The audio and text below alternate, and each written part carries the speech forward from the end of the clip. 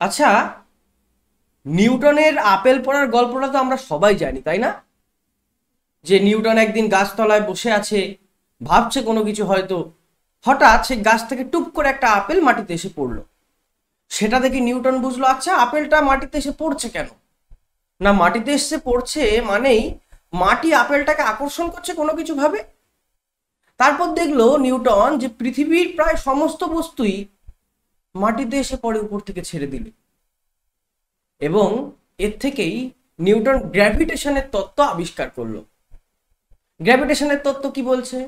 গ্র্যাভিটেশনের তত্ত্ব বলছে যে পৃথিবী তার নিজের কেন্দ্রের দিকে একটা পার্টিকুলার বল দ্বারা প্রতিটা বস্তুকে আকর্ষণ করে, যার জন্য প্রতিটা বস্তুই ভূপৃষ্ঠের দিকে ধাবিত হয়।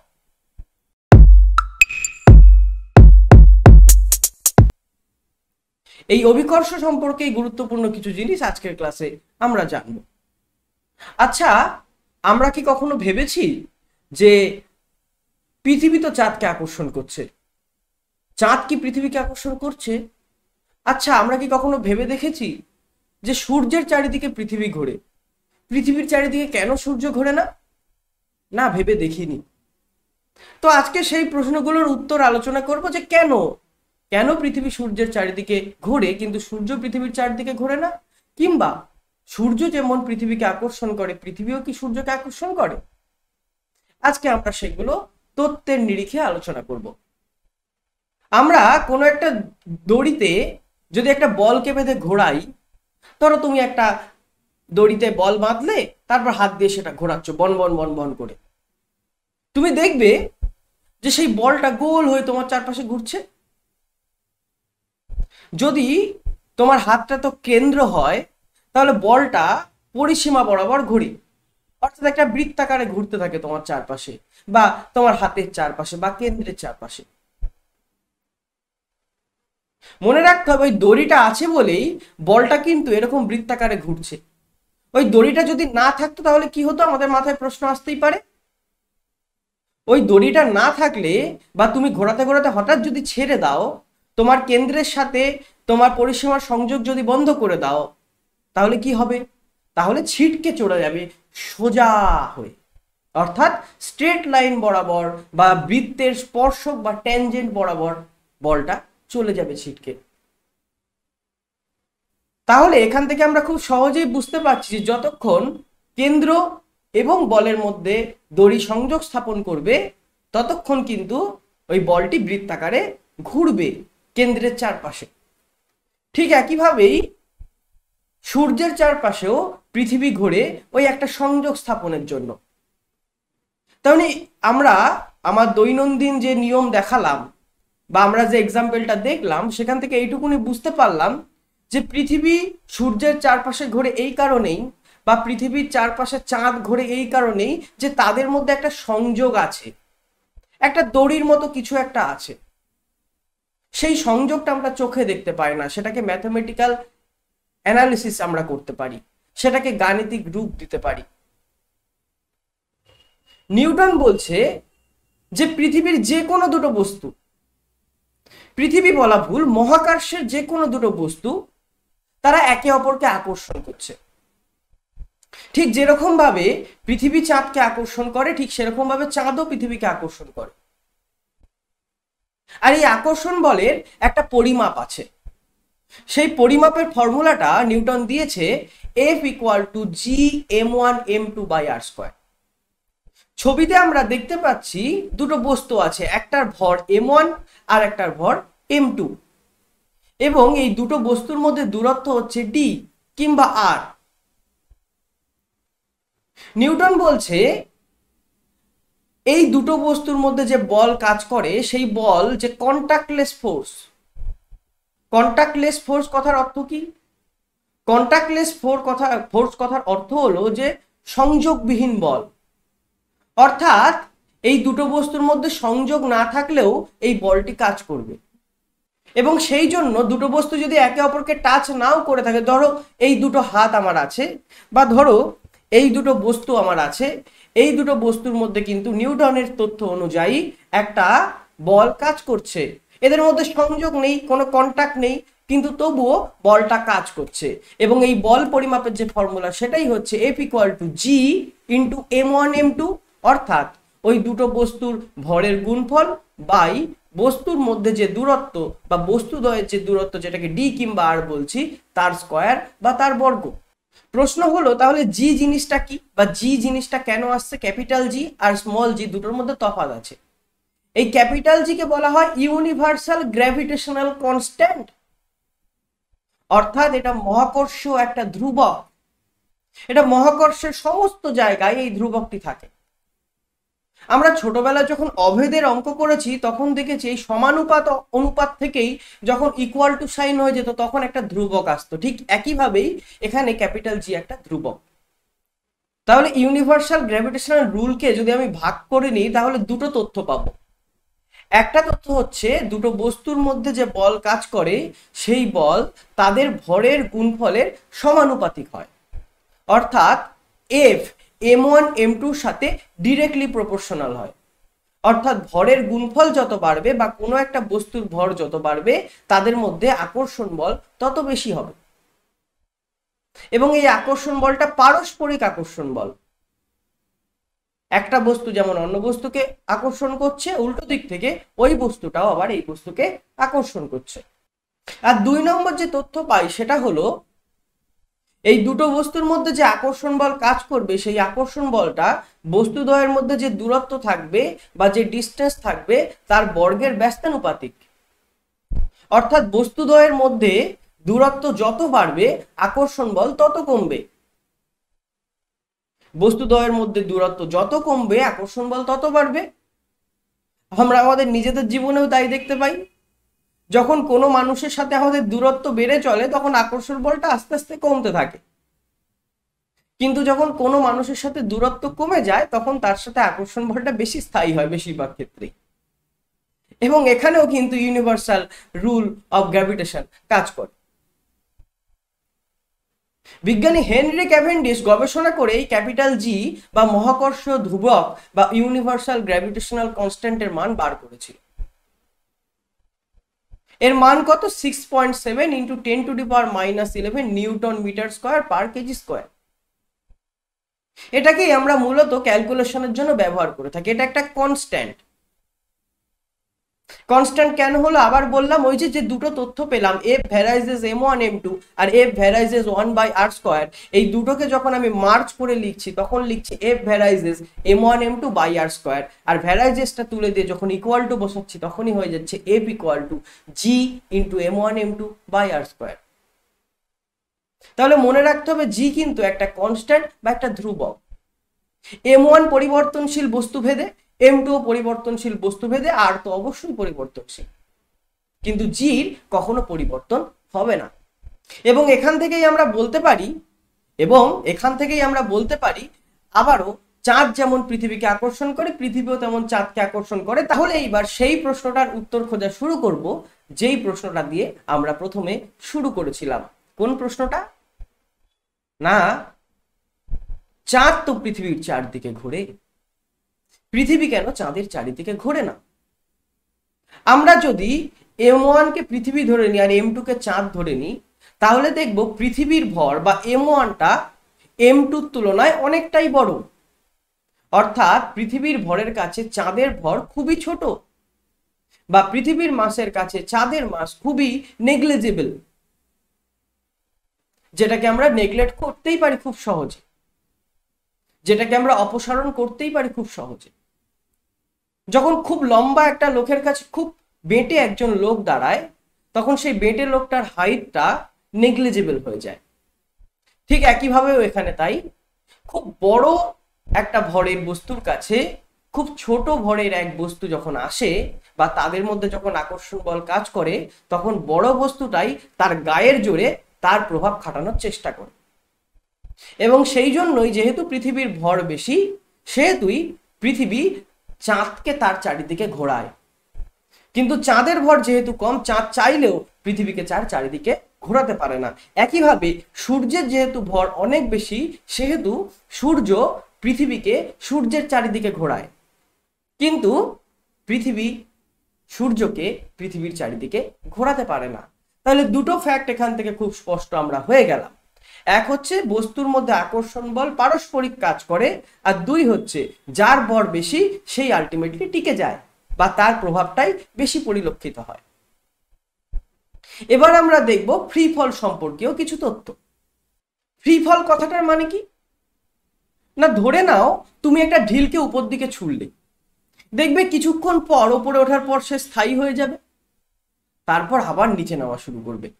উদাহরণ দেখি, আমি একটু ছুঁড়ে দেখি। এই আমি একটা কয়েন নিয়েছি, কয়েনটাকে ছুঁড়ছি, এই যে উপরে উঠলো আবার নিচে নেমে গেল।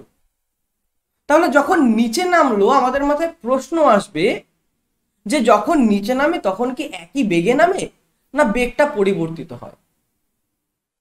আমরা যদি খুব ভালো করে গবেষণা করে দেখি তাহলে দেখব বেগটা পরিবর্তিত হয় এবং বেগটা বাড়তে থাকে। ছবিতে আমরা দেখতে পাচ্ছি, কেউ যদি টুপ করে একটা বস্তুকে উপর থেকে ফেলে দেয়, সময়ের সাথে সাথে তার বেগ অনেক বাড়তে থাকবে এবং যখন ভূপৃষ্ঠে পড়ার ঠিক আগের মুহূর্তে তার বেগ সব থেকে বেশি হবে।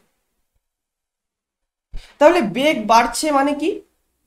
বেগ বাড়ছে মানে একটা ত্বরণ হচ্ছে বা অ্যাক্সিলারেশন হচ্ছে। কারণ ত্বরণ মানে কি না, ত্বরণ মানে সময়ের সাথে সাথে বেগের পরিবর্তনের হার, সেটাকেই আমরা ত্বরণ বলে থাকি।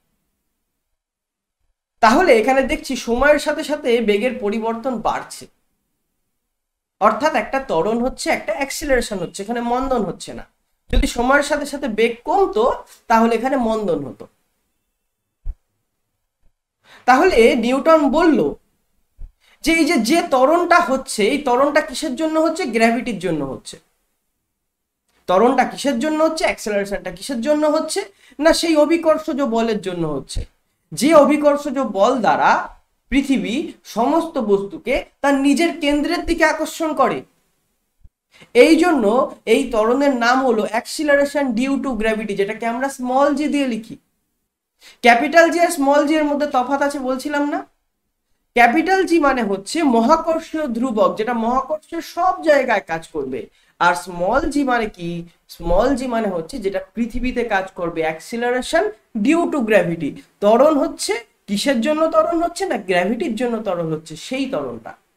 তাহলে আমাদের জানতে হবে যে ভূপৃষ্ঠ থেকে যখন দূরে যায় না ভূপৃষ্ঠ থেকে কাছে আসে তখন জি এর মান অর্থাৎ স্মল জি এর মান বা অ্যাক্সিলারেশন ডিউ টু গ্র্যাভিটির মান কিভাবে পরিবর্তিত হয়। আমি এখানে একটা ইকুয়েশন দেখতে পাচ্ছি। আমরা ফোর্সের সিম্পল মানে নিউটনের সেকেন্ড ল অফ মোশন থেকে পাই F ইকুয়াল টু ma, অর্থাৎ ফোর্স মানে হচ্ছে মাস ইনটু অ্যাক্সেলারেশন, ভর ইনটু ত্বরণ। এবং আমরা এটা কি জানি? আমরা জানি যে কোনো একটা ফোর্সই নিশ্চয়ই ওই বস্তুটার বেগ বাড়াতে সাহায্য করছে, তাহলে ওটা একটা ফোর্স। তাহলে আমি এখানটায় লিখে দিতে পারি যে আমরা এর আগে ইউনিভার্সাল গ্র্যাভিটেশনাল রুল দিয়ে জেনেছিলাম capital F equal to capital G m1 m2 by r square. ঠিক একইভাবেও এখানে capital F equal to capital G capital M small m by r square, যেখানে ক্যাপিটাল M হচ্ছে পৃথিবীর ভর আর স্মল m হচ্ছে বস্তুর ভর। এটা ইকুয়াল টু ma। m আর m অর্থাৎ বস্তুর ভর দুটো পাশ থেকেই কেটে গেল সহজ গাণিতিক নিয়মে। তাহলে a মানে পাচ্ছি capital G into capital M by r square. আর এই a বা এই অ্যাক্সিলারেশনটাই হচ্ছে অ্যাক্সিলারেশন ডিউ টু গ্র্যাভিটি, অপর পক্ষে যেটাকে আমরা স্মল জি বলছি। আর এইভাবেই আমরা স্মল জি ইকুয়াল টু পাই capital G into capital M by r square, অর্থাৎ মহাকর্ষ ধ্রুবক ইন্টু পৃথিবীর ভর বাই পৃথিবী এবং বস্তুর মধ্যে যে দূরত্ব সেইটার বর্গ। তাহলে এখান থেকে আমি একটা সিম্পল জিনিস বার করে নিতে পারি যে অ্যাক্সিলারেশন ডিউ টু গ্র্যাভিটির ভ্যালু পৃথিবী থেকে বস্তুর দূরত্বের, অর্থাৎ পৃথিবীর কেন্দ্র থেকে বস্তুর যে দূরত্ব তার ব্যস্তানুপাতিক। অর্থাৎ সহজ ভাষায় বলতে গেলে পৃথিবীর কেন্দ্র থেকে বস্তুটা যত দূরে যাবে অ্যাক্সিলারেশন ডিউ টু গ্র্যাভিটির মান তত কমতে থাকবে। পৃথিবীর কেন্দ্র থেকে বস্তুটি যত দূরে যাবে অ্যাক্সেলারেশন ডিউ টু গ্র্যাভিটির মান তত কমতে থাকবে, কারণ এদের মধ্যে সম্পর্ক ব্যস্তানুপাতি, ইনভার্সলি প্রপোর্শনাল। পরীক্ষায় আসে, মনে রাখতে হবে। আবার পৃথিবীর কেন্দ্রের দিকে যত আসবে তত আরটা কমছে, অর্থাৎ পৃথিবীর কেন্দ্র ও বস্তুর দূরত্ব কমছে। আর বস্তুর দূরত্ব যত কমবে অ্যাক্সেলারেশন ডিউ টু গ্র্যাভিটি তত বাড়বে, কারণ অ্যাক্সেলারেশন ডিউ টু গ্র্যাভিটি পৃথিবীর কেন্দ্র ও বস্তুর দূরত্বের ব্যস্তানুপাতি, বারবার বলছে ব্যস্তানুপাতি। আর এই অ্যাক্সেলারেশন ডিউ টু গ্র্যাভিটি কিন্তু কখনো বস্তুর ভরের উপর নির্ভর করে না। আবার বলি, অ্যাক্সেলারেশন ডিউ টু গ্র্যাভিটি কিন্তু কখনো বস্তুর ভরের উপর নির্ভর করে না। এটা নির্ভর করে কাদের কাদের উপর? তিনটে ফ্যাক্টরের উপর, যে তিনটে ফ্যাক্টর ইকুয়েশনটা তৈরি। ক্যাপিটাল জি অর্থাৎ ইউনিভার্সাল গ্র্যাভিটেশনাল কনস্ট্যান্ট, যার ভ্যালু 6.67 × 10⁻11। ক্যাপিটাল এম অর্থাৎ পৃথিবীর ভর, আর আর অর্থাৎ পৃথিবীর কেন্দ্র ও বস্তুর দূরত্ব। এখানে কোথাও বস্তুর ভরের কথা কিন্তু নেই। এবং এই জন্য মহান বিজ্ঞানী গ্যালিলিও পিসার হেলানো মিনার থেকে একটি বিখ্যাত পরীক্ষা করেছিলেন। তিনি কি বলেছিলেন? তিনি বলেছেন, দেখো ভাই, সহজ গল্প। আমরা জানি যে কোনো বস্তুর ফ্রি ফল যখন হয়, অর্থাৎ উপর থেকে যখন কোনো বস্তুকে আমরা ফেলি, তখন সেখানে কাজ করে ক্যাপিটাল স্মল জি, অর্থাৎ অ্যাক্সেলারেশন ডিউ টু গ্র্যাভিটি। আর অ্যাক্সেলারেশন ডিউ টু গ্র্যাভিটি তো কখনো বস্তুর ভরের উপর নির্ভর করে না। যেহেতু বস্তুর ভরের উপর নির্ভর করে না, তাহলে খুব সহজেই আমি বলতে পারি একটা ভারী বস্তুকে আর একটা হালকা বস্তুকে যদি আমি উপর থেকে ফেলি ফ্রি ফলের মাধ্যমে, তাহলে একই সময় সেই দুটো পৃথিবীতে আঘাত হানবে। কেন একই সময় পৃথিবীতে আঘাত হানবে? কারণ দুজনের জি তো সমান। হালকা বস্তু আর ভারী বস্তুর তফাৎটা কোথায়? শুধুমাত্র মাসে। একজনের মাস বেশি আর একজনের মাস কম, একজনের ভর বেশি আর একজনের ভর কম। কিন্তু ভরের উপর তো স্মল জি নির্ভর করে না, স্মল জি নির্ভর করে পৃথিবীর ভরের উপর। আর পৃথিবীর ভর তো হালকা বস্তু ভারী বস্তুর উপর ভিত্তি করে পরিবর্তন হয় না কখনো। সেই জন্যই যখন দুটো বস্তুকে আমি একই সঙ্গে ফেলবো উপর থেকে, তার মাসের ইরেসপেক্টিভ সে একই সময় ভূপৃষ্ঠে আঘাত আনবে। একটা লোহার বল আর একটা আমি যদি কাঠের বলকে ফেলি, তাহলে দুটো একই সময় কিন্তু ফ্রি ফলের আন্ডারে আঘাত আনবে ভূপৃষ্ঠে। কেন? কারণ ওই একটা কারণেই যে অ্যাক্সেলারেশন ডিউ টু গ্র্যাভিটি কখনো বস্তুর ভরের উপর নির্ভর করে না। এবার সর্বশেষ যে তথ্যটা দিয়ে শেষ করব সেটা কি? সেটা হলো মাস আর ওয়েটের পার্থক্য। তার আগে আরেকটি তথ্য জানিয়ে রাখি। ধরে নাও তুমি ভূপৃষ্ঠ থেকে দূরে যাচ্ছ, অর্থাৎ ধরে নাও তুমি একটা রকেটে করে পৃথিবী থেকে উৎক্ষেপণ করে আস্তে আস্তে পৃথিবীর দূরে যাচ্ছ। তাহলে পৃথিবীর কেন্দ্র থেকে তোমার দূরত্ব আস্তে আস্তে বাড়বে না কমবে? অবশ্যই বাড়বে।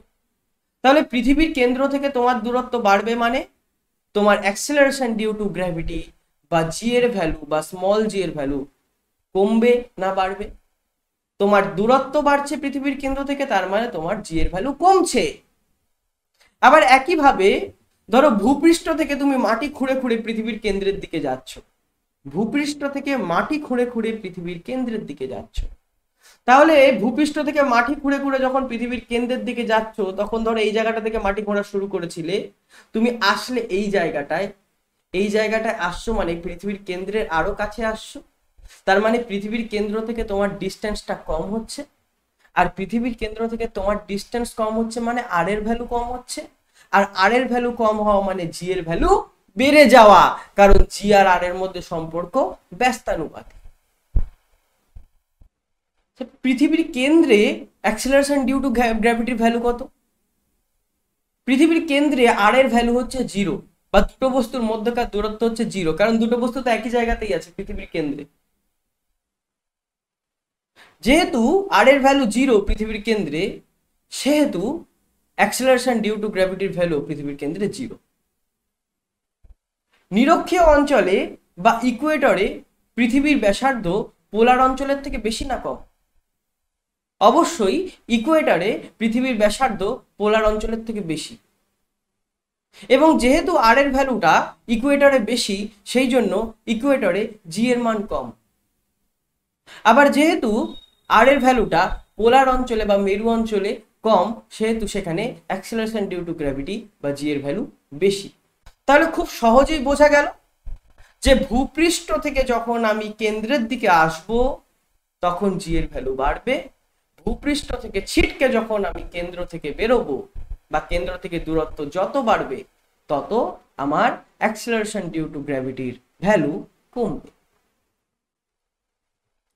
মাস ভার্সেস ওয়েট, দুটো জিনিস মনে রাখবে যে মাস মানে কি, মাস মানে how much matter an object contents, অর্থাৎ ওই অবজেক্ট বা বস্তুটিতে ঠিক কতটা পরিমাণ পদার্থ আছে সেটা মাপে হচ্ছে মাস।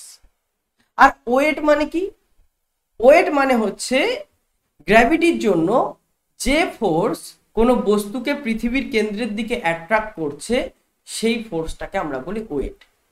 ওয়েট আর অ্যাক্সেলারেশন ডিউ টু গ্র্যাভিটির মধ্যে লোকে ঘুরিয়ে ফেলে, ভাবে যে অ্যাক্সেলারেশন ডিউ টু গ্র্যাভিটিও তো পৃথিবীর কেন্দ্রের দিকে আকর্ষণ করে, আবার ওয়েটও তো কোনো বস্তুকে পৃথিবীর কেন্দ্রের দিকে আকর্ষণ করে, দুটোই তো ফোর্স, তাহলে তফাৎটা কি?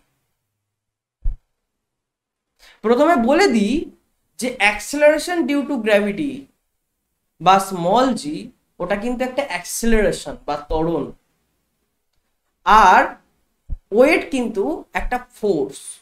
ধরে নাও একটা স্পেস আছে, একটা শূন্য স্থান, সেই শূন্য স্থানের মধ্যে যে একটা লাইট রে পাস হচ্ছে, লাইট রের কি কোনো ওয়েট থাকবে? লাইট রের কোনো ওয়েট থাকবে না, কিন্তু দেখবে লাইট রে পাস হতে হতে হঠাৎ একটু বেঁকে গেল যেদিকে গ্র্যাভিটি কাজ করছে। অর্থাৎ এইটাই হচ্ছে ওয়েট আর গ্র্যাভিটির পার্থক্য। গ্র্যাভিটি সবসময় অনুভব করা যাবে, ওয়েট কোনো বস্তু নাই থাকতে পারে, অনুভব নাই করতে পারি, কিন্তু গ্র্যাভিটি সবসময় অনুভব করা যাবে। দুটোর মধ্যে ডিফারেন্স খুব স্লাইট। অপর পক্ষে বলতে গেলে গ্র্যাভিটি হচ্ছে পেরেন্ট আর ওয়েট হচ্ছে গ্র্যাভিটির চিলড্রেন। অর্থাৎ গ্র্যাভিটির ফলে তৈরি হওয়া ফোর্সটার নামই হচ্ছে ওয়েট। গ্র্যাভিটি যদি না থাকতো তাহলে ওয়েটের অস্তিত্ব আমরা পেতাম না। তাহলে আশা করি ক্লিয়ার হয়েছে যে ওয়েট আর গ্র্যাভিটির তফাৎ, আর মাস আর ওয়েটের মধ্যে একটা বেসিক তফাৎ, মাস কখনো পরিবর্তন হয় না, আর গ্র্যাভিটির যেহেতু পরিবর্তনশীল সেহেতু ওয়েটও পরিবর্তনশীল। তোমরা আমাকে বলবে স্যার স্মল জি এর value 9.8 meter per second square, আমরা জানি। ওটা আমরা কেন জানি? ক্যালকুলেশনের সুবিধার জন্য জানি। আমাদের ক্যালকুলেশনের সুবিধার জন্য স্মল জি এর একটা কনস্ট্যান্ট ভ্যালু ধরে নেওয়া হয়েছে, কিন্তু সব সময় যে ওটা স্মল জি থাকে তার কোনো মানে নেই। আমরা অঙ্ক যখন করি, অঙ্ক করার সুবিধার জন্য স্মল জি এর একটা মাপদণ্ড ধরা হয়েছে, কিন্তু স্মল জি মানে কখনোই ধ্রুবক নয়। স্মল জি মানে কখনোই ধ্রুবক নয়, কথাটা জানতে হবে, কথাটা মানতে হবে। সুবিধার জন্য কিছু কিছু জিনিস ধরে নেওয়া হয় পৃথিবীতে, ঠিক সেরকমই স্মল জি এর ভ্যালু অঙ্ক করার সুবিধার জন্য, আঁক কষার সুবিধার জন্য 9.8 মিটার পার সেকেন্ড স্কোয়ার। কিন্তু পৃথিবী পৃষ্ঠের বিভিন্ন জায়গায় স্মল জি এর ভ্যালু পরিবর্তনশীল। ঠিক সেরকম ভাবে পৃথিবী পৃষ্ঠের বিভিন্ন জায়গায় যেমন স্মল জি এর ভ্যালু পরিবর্তনশীল, ধরো এভারেস্টের মাথায় স্মল জি এর ভ্যালু কম হবে না বেশি হবে? এভারেস্টের মাথায় সমতলের থেকে পৃথিবীর কেন্দ্রের যা দূরত্ব থাকবে, এভারেস্টের মাথায় পৃথিবীর কেন্দ্রের দূরত্ব সমতলের থেকে অনেক বেশি থাকবে। তাহলে পৃথিবীর কেন্দ্রের দূরত্ব বাড়ছে আর বাড়ছে, তার মানে ওয়েট কম হবে, আবার অ্যাক্সিলারেশন ডিউ টু গ্র্যাভিটি কম হবে। তাহলে ঠিক একইভাবেই আমরা এটা বলতে পারবো যে ওয়েট হচ্ছে পরিবর্তনশীল। ওয়েট পৃথিবী পৃষ্ঠের বিভিন্ন জায়গায় অ্যাক্সেলারেশন ডিউ টু গ্র্যাভিটির উপর ভিত্তি করে নির্ধারিত হয়, কিন্তু মাস কখনোই পরিবর্তনশীল নয়। মাস না অ্যাক্সেলারেশনের উপর নির্ভর করে বা মাস অন্য কোনো কিছুর উপর নির্ভর করে, মাস সবসময় কনস্ট্যান্ট থাকে। পৃথিবীতে যেটার মাস 60 কেজি, চাঁদে গেলেও সেটার মাস 60 কেজি, কিন্তু পৃথিবীতে যেটার ওয়েট 60 নিউটন, চাঁদে গেলে তার ওয়েট হবে কিন্তু 10 নিউটন। কারণ আমরা জানি পৃথিবীতে কোনো বস্তুর ওয়েট যা থাকে চাঁদে গেলে তার 1/6 ভাগ ওয়েট হয়ে যায়। তাহলে আমি সাম আপ করে দিই, আজকে আমরা কি কি জানলাম। আজকে আমরা জানলাম মহাকর্ষের বেসিক কিছু জিনিস। মহাকর্ষ কি, মহাকর্ষ বল কি, গ্র্যাভিটেশনাল ফোর্স কি, F = G m1 m2 by r square, যেখানে m1 আর m2 হচ্ছে দুটো বস্তুর ভর এবং আর হচ্ছে দুটো বস্তুর মধ্যেকার দূরত্ব। এবং এটা আবিষ্কার করেছিলেন নিউটন। নিউটন বলেছিলেন যে পৃথিবীর মধ্যে দুটো বস্তু সংযোগবিহীন একটা বল কাজ করে দুটো বস্তুর মধ্যে, একে অপরকে আকর্ষণ করে। এই আকর্ষণ বলটাই হচ্ছে ক্যাপিটাল এফ। এবং এখানে একটি ধ্রুবক আসে ক্যালকুলেশন করতে গিয়ে, যেটাকে আমরা ক্যাপিটাল জি নাম দিচ্ছি, যেটাকে বলছি ইউনিভার্সাল গ্র্যাভিটেশনাল কনস্ট্যান্ট, যার ভ্যালু হেনরি ক্যাভেন্ডিশ বার করেছিলেন। এবং এর পরবর্তীকালে আমরা ফ্রি ফল সম্পর্কে জানছি এবং ফ্রি ফলের ক্ষেত্রে দেখছি অ্যাক্সিলারেশন একটা হচ্ছে। এবং এই অ্যাক্সিলারেশনটা কেন হচ্ছে? গ্র্যাভিটির জন্য হচ্ছে, যেটার নাম আমরা দিচ্ছি অ্যাক্সিলারেশন ডিউ টু গ্র্যাভিটি, যেটার ভ্যালু হচ্ছে স্মল জি। এবং অঙ্ক কষার সুবিধার জন্য যেটার ভ্যালু আমরা 9.8 মিটার পার সেকেন্ড স্কোয়ার দেখে নিই। এবং আমরা এইটুকুনি বুঝতে পারলাম, পৃথিবীর কেন্দ্র থেকে বস্তুর দূরত্ব যত বেশি হবে, অ্যাক্সিলারেশন ডিউ টু গ্র্যাভিটির ভ্যালু তত কম হবে। আর পৃথিবীর কেন্দ্র থেকে বস্তুর দূরত্ব যত কম হবে, অ্যাক্সিলারেশন ডিউ টু গ্র্যাভিটির ভ্যালু তত বেশি হবে। এবং এরপরে আমরা সবশেষে দেখলাম মাস আর ওয়েটের পার্থক্য। সবাই খুব ভালো থেকো। After all, thanks for watching. ভিডিওটি ভালো লাগলে অবশ্যই লাইক করে এবং চ্যানেলটিকে সাবস্ক্রাইব করে নিও।